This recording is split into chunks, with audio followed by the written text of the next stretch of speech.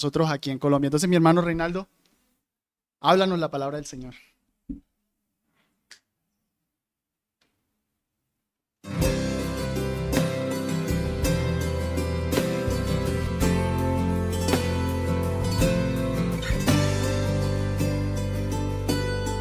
Familiares, y me gozo en el Señor de verlos perseverar en la fe. Y también veo rostros nuevos y me gozo en el Señor de que esté añadiendo a los que han de ser salvos.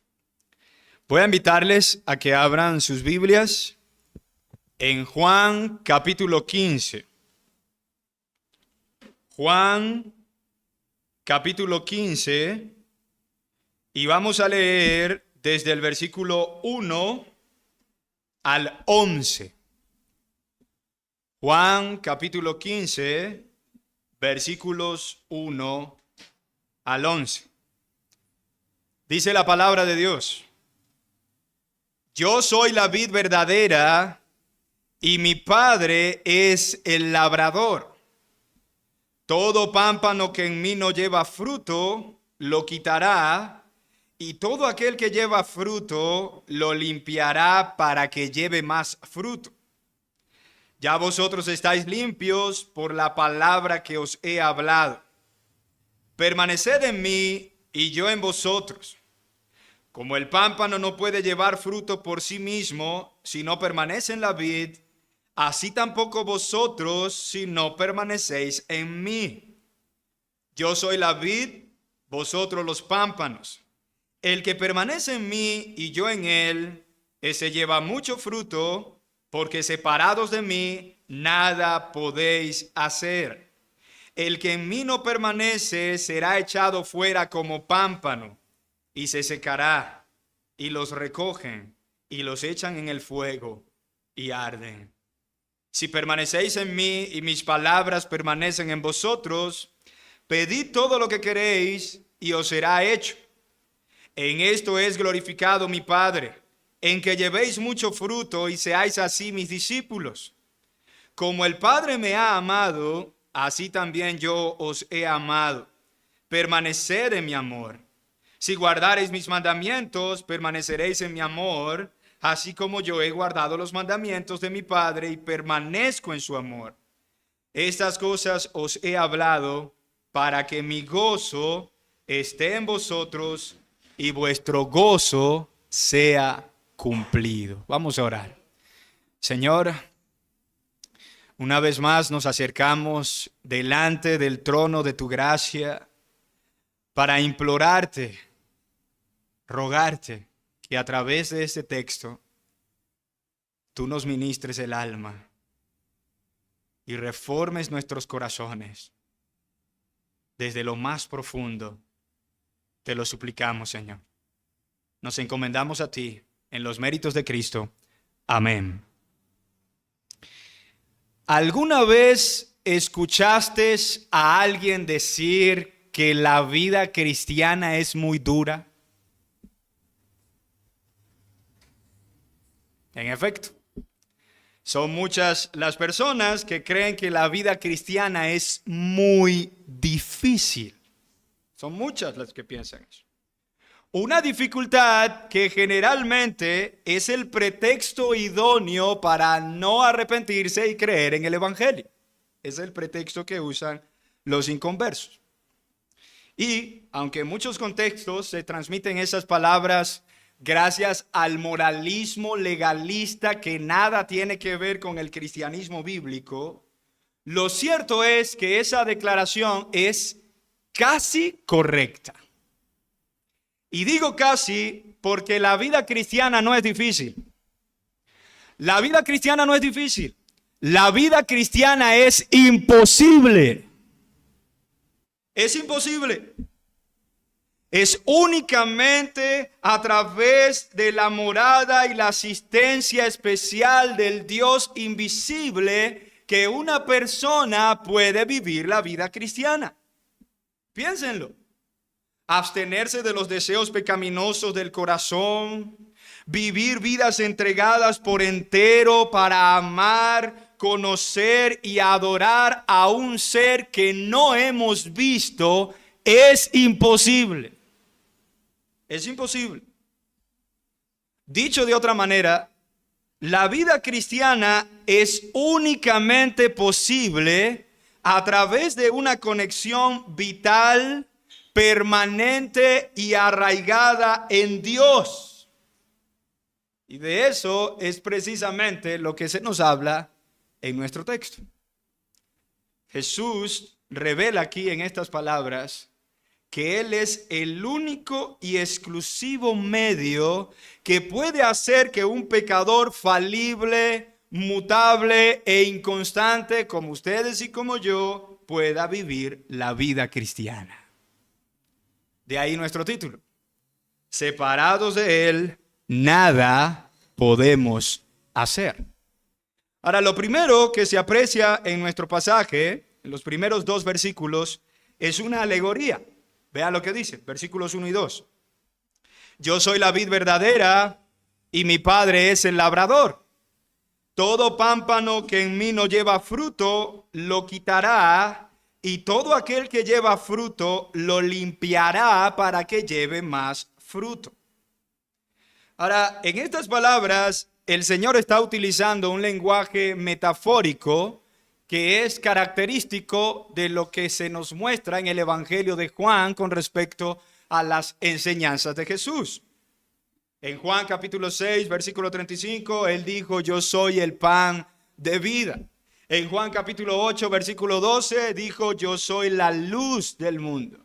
En Juan capítulo 10, versículo 7, dijo, yo soy la puerta de las ovejas.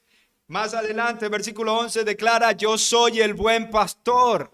En el capítulo 11, versículo 25 dice, yo soy la resurrección y la vida. Y en el capítulo 14, versículo 6 dice, yo soy el camino, yo soy la verdad, yo soy la vida. Así que esto es característico de las enseñanzas de nuestro Señor y específicamente están registradas en el Evangelio de Juan. Ahora, una metáfora es un tipo de analogía o comparación entre cosas que comparten alguna similitud. Eso es una metáfora. Jesús aquí se está comparando con una vid. No está diciendo que Él literalmente sea una vid, sino que se está comparando con la vid. ¿Y qué es una vid? Bueno, una vid es una mata. Es una planta con un tronco doblado. Por ahí había visto una imagen. Es una mata con un tronco que generalmente está doblado, tiene ramas muy largas que son flexibles y nudosas y cuyo fruto es la uva. ¿A cuántos les gusta la uva? A mí me gusta. De hecho, revisen todas las propiedades que tiene la uva y eso es súper provechoso. Ahí está. Eso es una vid. Ahora Jesús está comparándose con una vid y de hecho está afirmando ser la vid verdadera. Ahora, estas palabras son tremendamente chocantes para los judíos inconversos. Tremendamente chocantes. En el Antiguo Testamento, Dios había comparado a la nación de Israel con una vid. La nación de Israel, Dios la comparó con una vid que Él plantó en su viña.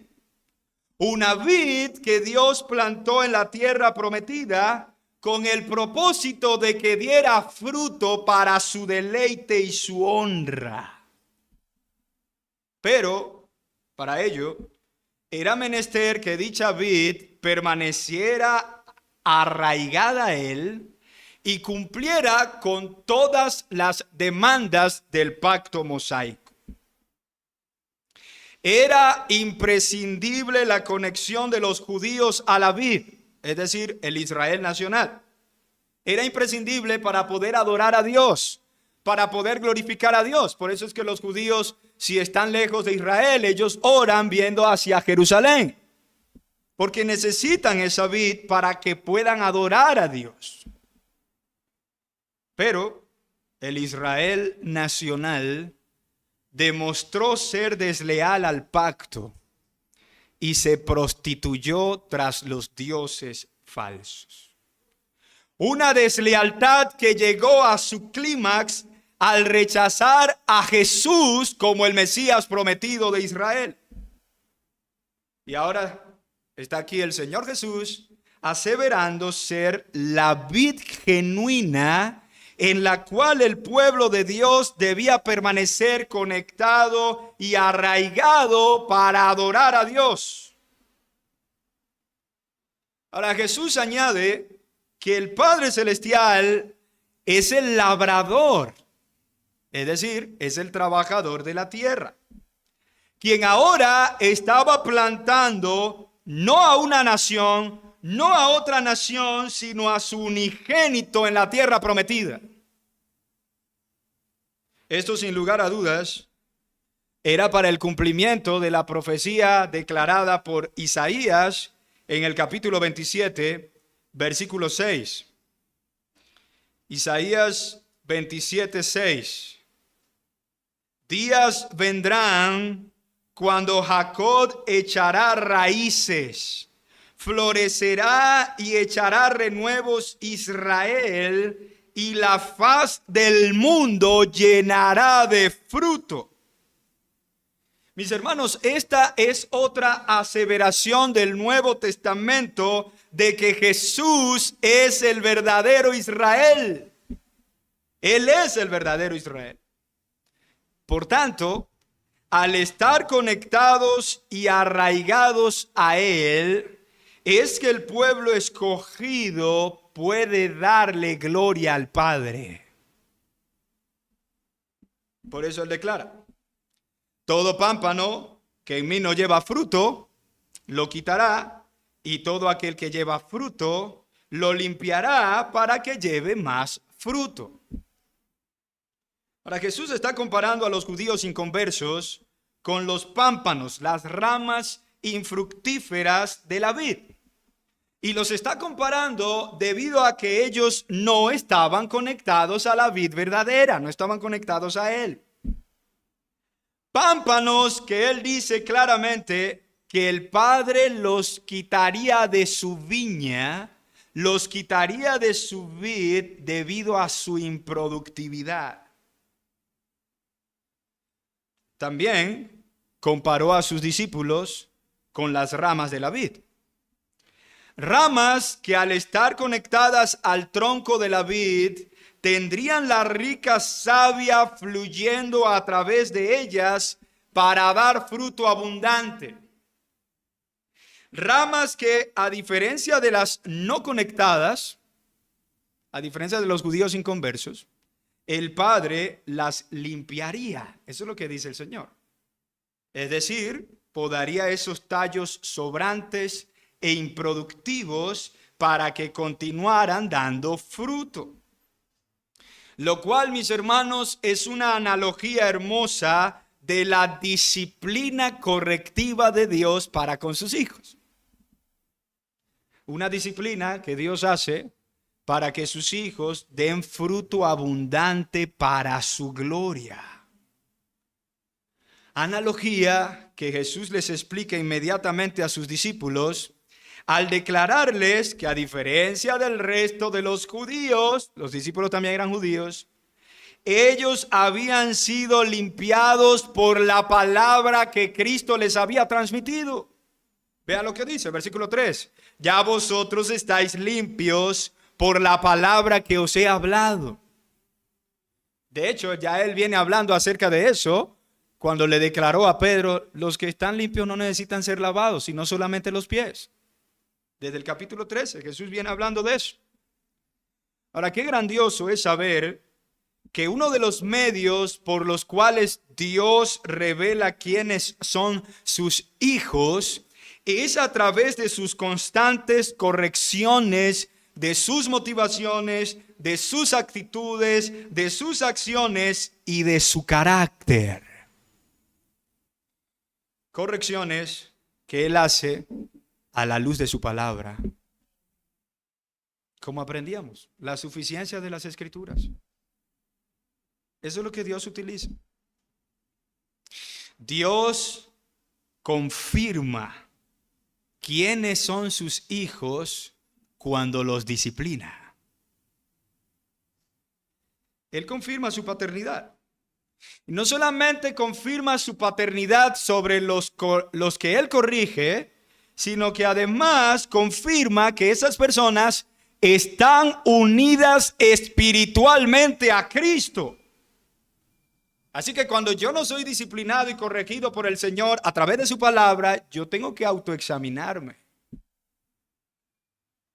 Ahora, Jesús no solamente comparó esa unión mística del pueblo escogido, de los creyentes, con la vid y los pámpanos, sino que también hizo una aplicación directa al corazón. Vean lo que dice, versículo 4. Permaneced en mí y yo en vosotros. Como el pámpano no puede llevar fruto por sí mismo si no permanece en la vid, así tampoco vosotros si no permanecéis en mí. Así como toda la productividad de las ramas de la vid está atribuida a una interconexión vital entre los pámpanos, las ramas y la matica, el tronco, de la misma manera Jesús está diciendo, la vida espiritual fructífera que agrada y glorifica a Dios está absolutamente conectada a Cristo. Por eso es que Él declara, versículo 5, yo soy la vid, vosotros los pámpanos, el que permanece en mí y yo en él, este lleva mucho fruto, porque separados de mí nada podéis hacer. ¿Y usted sabe qué significa la palabra nada en el griego? Nada. Nada. Jesús está declarando aquí la imposibilidad de vivir la vida cristiana. Naturalmente no es posible. De manera natural, el hombre está completamente incapacitado para poder vivir la vida espiritual que complace, que agrada, que deleita el corazón de Dios. Si hay algo que nosotros deberíamos matizar desde nuestros púlpitos es eso. Decirle a las personas, no puedes. No puedes. Es imposible humanamente hablando. Mis hermanos, los hombres pueden hacer cosas religiosas. Pueden guardar fielmente la Semana Santa todos los años. Pueden orar, ayunar, congregarse, leer y entender de manera racional las enseñanzas bíblicas como Wright. Pueden inclusive predicar el evangelio. Pueden hacer devocionales familiares, practicar obras de caridad, servir a los demás, ser fieles al pacto matrimonial, ser padres comprometidos, honrar a sus autoridades civiles, no robar, no cometer homicidios y hasta ser personas honestas. Y aún así, no glorificar a Dios. Suena raro, ¿verdad? Como raro eso. ¿Cómo es posible que una persona haga cosas piadosas sin que éstas den fruto que glorifiquen a Dios? Bueno, para poder entender esto, es necesario comprender a qué se refirió el Señor Jesús cuando habló de llevar fruto en este contexto. Algunos creen que se refiere a las obras ministeriales. Otros creen que se está refiriendo al carácter descrito en Gálatas capítulo 6, versículos 22 y 23. Ahora, me encanta la explicación que hace el pastor Nicolás Tranchini. Cito: en este contexto, fruto es una acción humana hecha por Cristo. Es decir, una obra hecha con el mismo nivel de pureza de corazón, amor genuino, admiración por el Padre y búsqueda de su gloria, que tendría dicha obra si la hubiera hecho el mismo Señor Jesucristo. ¿Quién califica? Voy a repetirlo. Fruto es una obra hecha con el mismo nivel de pureza de corazón, amor genuino, admiración por el Padre y búsqueda de su gloria, como si esa obra la hubiese hecho el mismo Señor Jesús. En otras palabras, las únicas obras humanas que complacen, enaltecen, adoran y glorifican a Dios son las obras hechas por Jesús. Obras que incluyen, por supuesto, tanto su carácter, descrito en Gálatas capítulo 6, versículos 22 y 23, su ministerio y sus acciones. Hermanos, Jesús es el único que ha satisfecho las demandas de Dios. Él es el único que posee la calidad de pureza, amor y devoción por Dios que lo hace ser apto para exaltar y engrandecer su nombre. Es el único. O sea que la única forma de que tú y yo podamos vivir la vida cristiana que da fruto para la gloria de Dios es que tú y yo estemos en Cristo y Cristo permanezca en nosotros. Ahora, por lo general, la mayoría de los cristianos conviene con esta doctrina. La mayoría de los cristianos, especialmente los reformados, estamos de acuerdo con esta verdad en cuanto a nuestra salvación. Pero en cuanto a nuestra santificación, es otra historia. En la práctica, es otra historia. Especialmente en nuestra cotidianidad. Usualmente los creyentes van a aplicar estas palabras cuando están en una dificultad mayor. Ellos van a clamar a Jesús: Señor, separado de ti no puedo superar esta prueba tan difícil. Un cáncer, enfermedades terminales, deudas impagables o cualquier cosa que se escape de su control. Lo que se escapa de sus manos. Pero son pocos los que claman en su cotidianidad al levantarse y estar frente al espejo del baño mientras se están lavando los dientes diciendo: Señor, separado de ti no podré hacer nada agradable que te adore en este día. Son pocos los que dicen: separado de ti, Señor, no puedo ser un empleado que dé fruto de un buen trabajo para tu gloria. Es decir, que haga las cosas en mi jornada laboral, delante de tu presencia, bajo tu gobierno y para tu gloria. Son pocas las madres que claman: Señor, no me es posible ser una madre piadosa que cría a estos pequeños de una manera reverente y que te complazca a ti sin tu auxilio. Son pocos los hombres casados que claman: Jesús, separado de ti no puedo ser un esposo amoroso que ame a mi esposa así como tú amas a la iglesia. Son pocos los que claman: Jesús, no me es posible, las damas casadas, no me es posible ser sumisa y promover el liderazgo de mi esposo en el hogar sin que tú mores en mí y yo en ti. Son pocos los que claman: Señor, no soy capaz de abandonar mis deseos lujuriosos y dejar de ser infiel a mi esposa al mirar pornografía.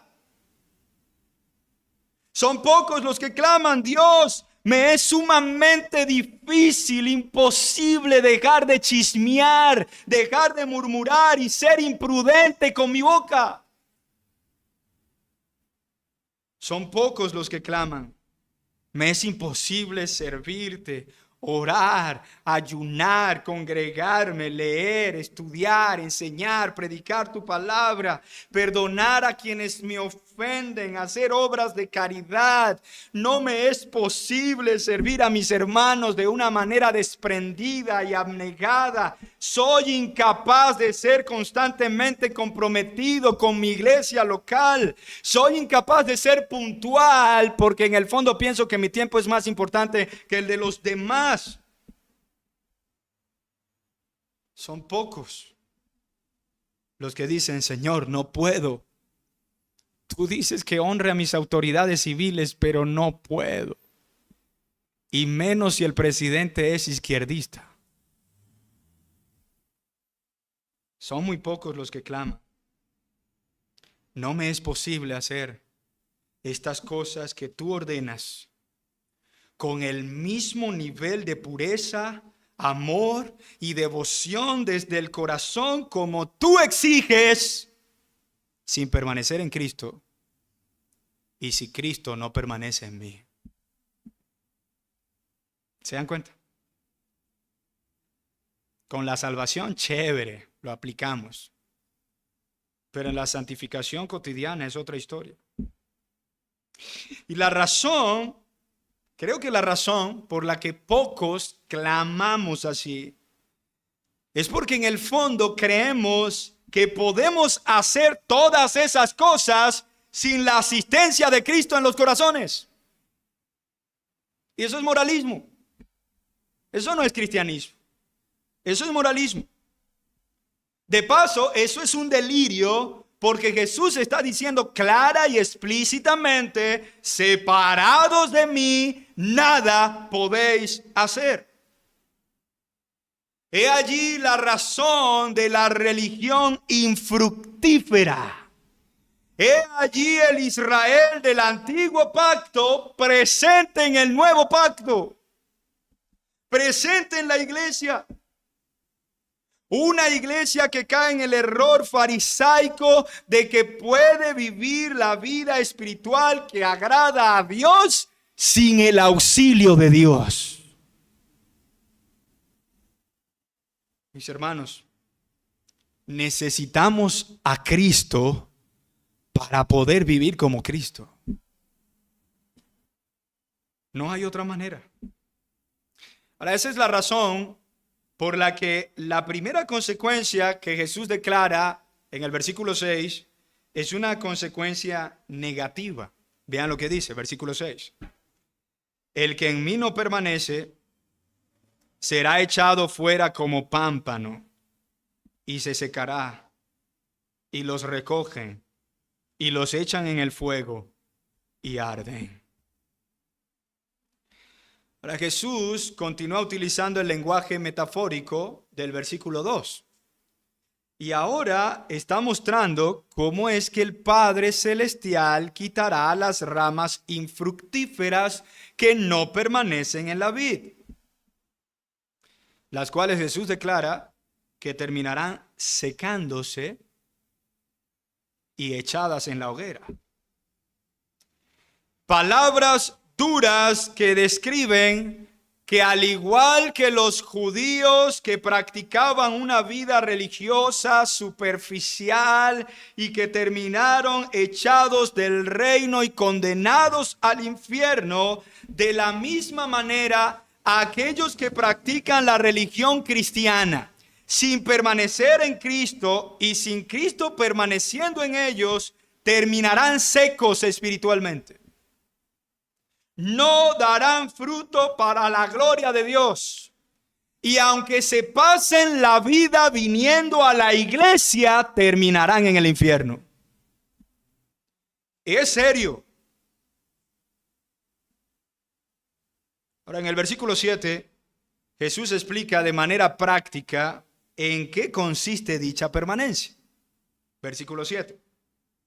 Si permanecéis en mí y mis palabras permanecen en vosotros, pedid todo lo que queréis y os será hecho. Ahora el Señor dice claramente que esa permanencia en Él se traduce en una permanencia en su palabra. Jeffrey y yo no nos pusimos de acuerdo, créanme. Eso es.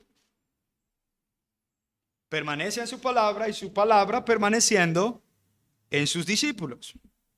Ahora, la palabra permanecer transmite la idea de morar, perdurar, perseverar, persistir, vivir.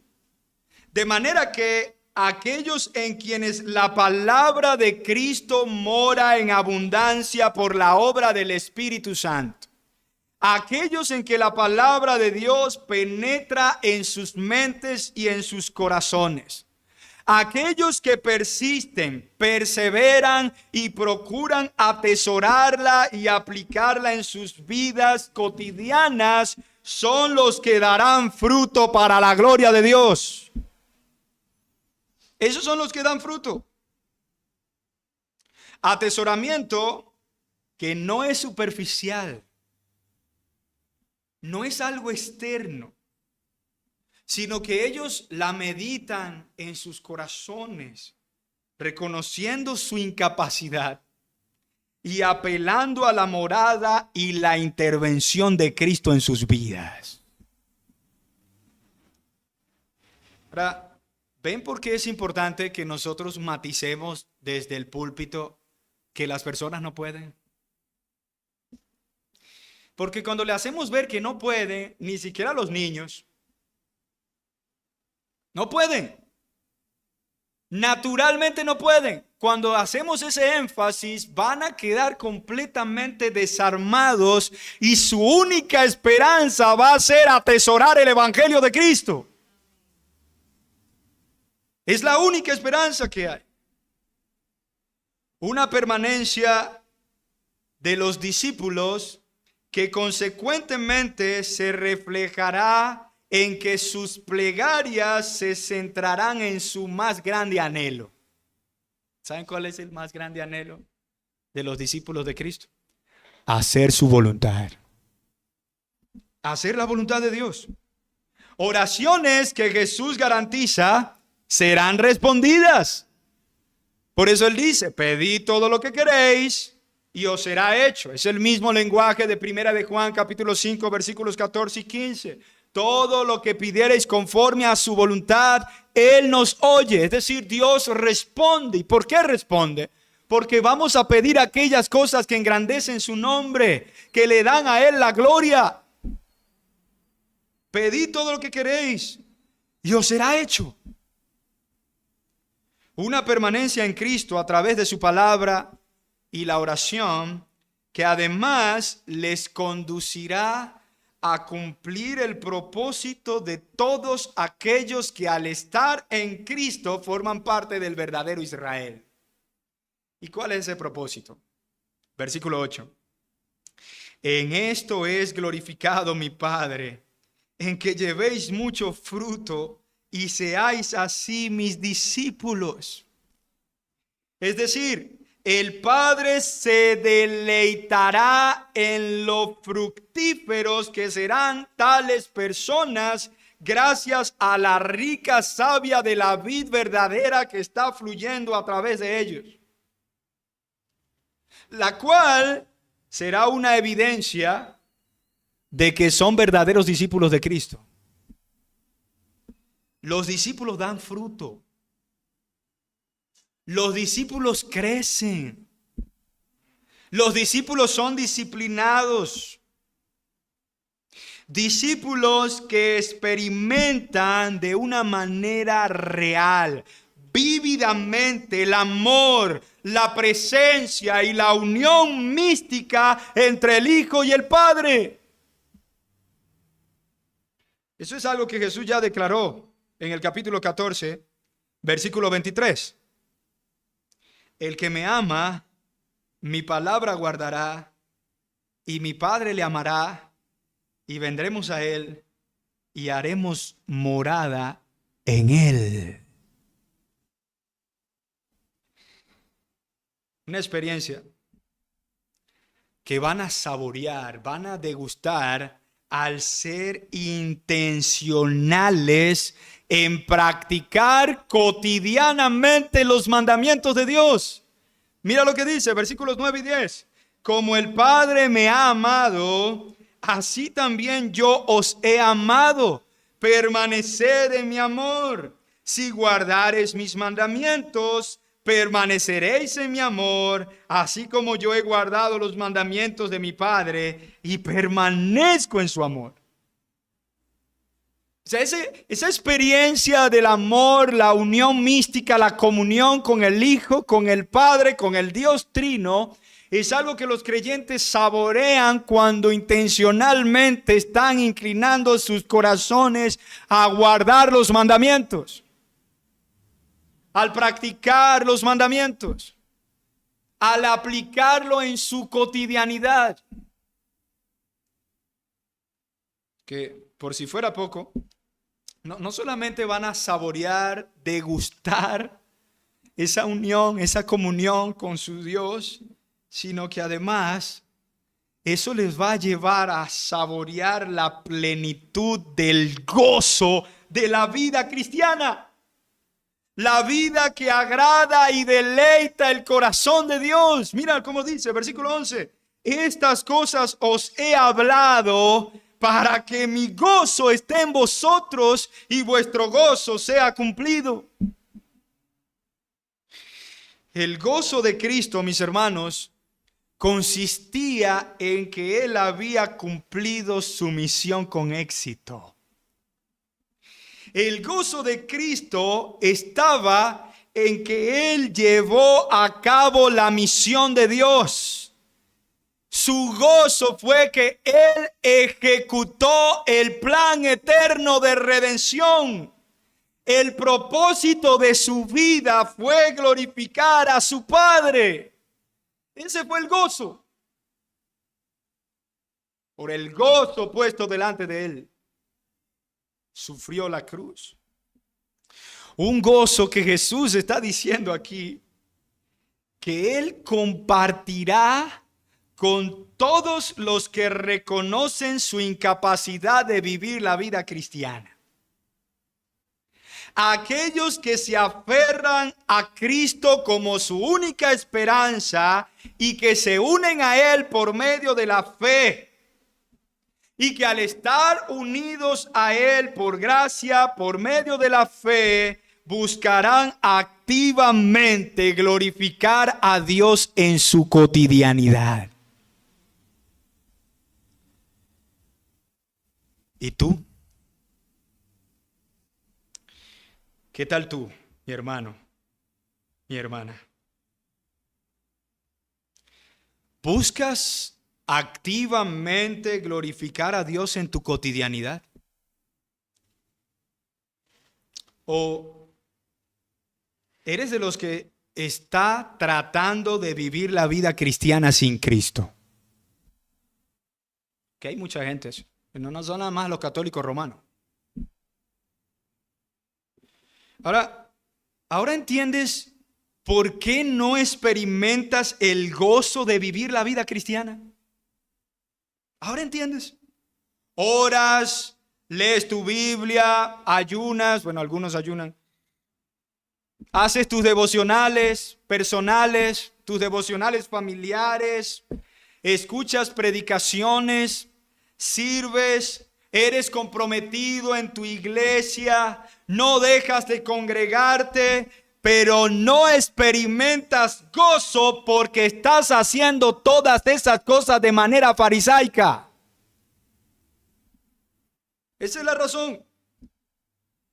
Lo cual es trágico porque no solamente te roba el gozo, sino que además no estás agradando a Dios. No estás glorificando a Dios. Todo lo que tú haces sin permanecer en Cristo y sin Cristo fluyendo en ti es infructífero. Es improductivo. Por más devotas que sean tus obras, por más comprometido que seas en venir los domingos, no glorificas a Dios. ¿Seguirás viviendo así? ¿Seguirás tratando de reformarte a ti mismo para guardar los mandamientos y la palabra del Señor? ¿Seguirás viviendo la vida cristiana en santidad, en dependencia de tus fuerzas?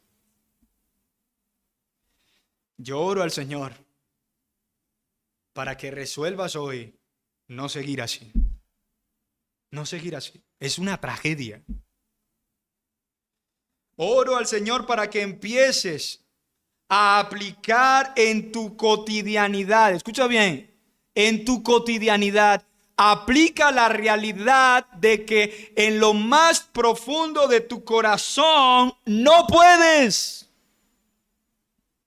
Aplica la realidad de tu corazón de que separado de Cristo no puedes hacer nada para la gloria del Padre. Si tú haces eso, ese va a ser tu primer gran paso para ser reformado de corazón, no de nombre nada más, de corazón. Ese va a ser el primer gran paso para que dejes de vivir como un fariseo y empieces a dar fruto de una vida que se aferra a Cristo para amar y adorar a Dios de todo corazón. Asimismo, para aquellos que están atados al pecado. Aquellos que están atados a los placeres del pecado. Mi hermano, mi hermana, sí. Hay cristianos que en etapas de sus vidas se esclavizan ellos mismos al pecado. Así que mi hermano, mi hermana, la razón por la que estás atado, estás atada a ese pecado es porque lo amas. Es porque lo amas. No puedo dejar de chismear, es porque te gusta chismear. Te encanta estar al tanto y bien informada de la vida de otros. No puedo dejar la pornografía. ¿Por qué? Porque te encanta mirar pornografía. Lo amas, esa es la razón. Tienes una devoción desde el corazón hacia tu pecado porque piensas que el pecado te dará felicidad y satisfacción. Ese es el engaño del corazón. Y la única manera de que tú abandones esa atadura es atesorando un deleite mayor. Es la única forma. Es atesorando el amor de Dios revelado en la cruz y experimentando el gozo y la dulce comunión con Jesús. Una comunión que Jesús menciona aquí como la permanencia, la morada, la vida de Él fluyendo en ti y tú permaneciendo aferrado, aferrada a Él. Una comunión gozosa con el Dios Trino que supera cualquier felicidad y cualquier deleite temporal. Y que te llevará a permanecer en su palabra y a guardar sus mandamientos. Mis hermanos, es solo permaneciendo en Cristo y la vida de Cristo fluyendo en ti que la tan deseada felicidad que busca tu corazón será una realidad. Lee nuevamente el versículo 11. Ponle cuidado para los que se están durmiendo o los que se están despertando. Versículo 11. Estas cosas os he hablado para que mi gozo esté en vosotros y para que vuestro gozo sea cumplido. Para los jóvenes que están aquí, el mundo y el pecado te promete felicidad. Fuimos creados para eso, para glorificar a Dios y disfrutar de Él. Pero nada fuera de Dios va a cumplir ese propósito. Y no es necesario que vayas a revolcarte en el mundo para tener la experiencia, como decía Jeffrey en la escuela dominical. No. El único que puede darnos ese gozo es el hacedor de ese gozo. Y ese es el Señor. Todos nos pasamos la vida buscando felicidad. Y Jesús está diciendo, cuando mi gozo esté en ustedes, su gozo, eso que anhelan, va a cumplirse. Así que no pierdas el tiempo, joven, en los placeres de este mundo. No sacian. No sacian. Algunos de nosotros probamos algunas cosas. Pero el gozo que da Cristo es inconmensurable. Es incomparable. Finalmente, amigo, amiga que estás aquí, espero que te haya quedado claro que la vida que honra y agrada a Dios es imposible. Es imposible. Es imposible vivir la vida que complace a Dios lejos de Dios. Separados de Cristo no podemos tener comunión con Dios. Separados de Cristo no podemos serle agradable. Separados de Cristo no podemos experimentar su amor y en consecuencia jamás serás verdaderamente feliz. Jamás. Así que la invitación es: arrepiéntete y cree en que Jesús derramó su sangre en la cruz como tu sustituto. Y al hacerlo, Él y el Padre vendrán a tu vida. Morarán en tu corazón. Y en consecuencia experimentarás su amor. Te regocijarás en el Señor, en tener una comunión con Él. Y por tanto consagrarás tu vida para adorarle solo a Él. Aunque vas a luchar. Porque mientras estemos aquí vamos a luchar. Pero cuando venga la tentación, el gozo que tenemos de saber que estamos unidos a Cristo y que vivimos para Él, nos va a llevar a decirle no a la tentación.